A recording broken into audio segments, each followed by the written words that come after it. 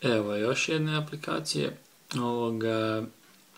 Korisnici iPada su već upoznati s njom. To je aplikacija Flipboard koji je dosta popularan preglednik nekakvih vijesti i informacija na iPadu. Sad je napokon došla i iPhone verzija. Znači, što je biti Flipboard? Flipboard jednostavno na jednom mjestu imate sve svoje nekakve poveznice, Twitter, Facebook, da li ćete pratiti tehnologiju i tak neke vijesti možete povezati RSS feed i slično. Fore kod njega to sučelje koje biti, evo, kao što vidite, dosta ovako zanimljivo. Tako tu imate sad neke svoje te kategorije. Onda berete na primjer teh.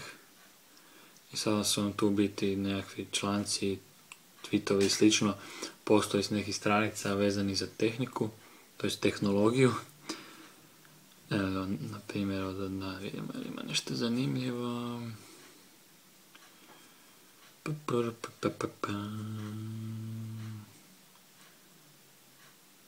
Ništa.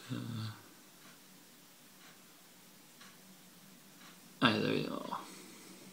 Evo vidite, znači vi kad tapnete na tu odabranu temu, jednostavno se otvori cijeli članak i vi ga jednostavno čitate. Možete ga šerat negdje na Twitter, Facebook, mailat, pogledat baš čisto na web stranici, možete ga tako, svašta. I tako možete pogledati ostale članke, možete se vratiti nazad, tako možete dodati još nekakve kategorije.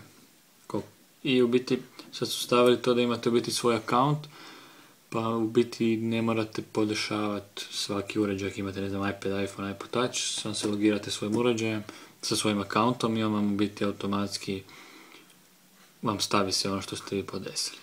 Evo da vidimo, ima šta na Twitteru, kaj kažu ekipa na Twitteru. Dobro. Ima kaj zanimljivo. Ma nema ništa. Evo ga neko mene.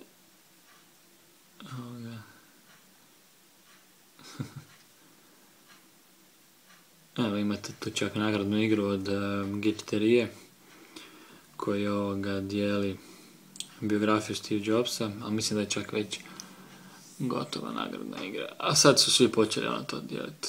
Ali biti, ne znam, meni je osobno engleska verzija nekak normalnije za čitati.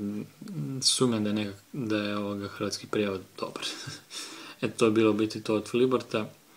Jako korisna aplikacija, jednostavno za korištenje, znači ne morate tapkat po ne znam, hrpu gumbića, sam jednostavno swipate i imate pregled vijesti, jako jednostavno i jako korisno.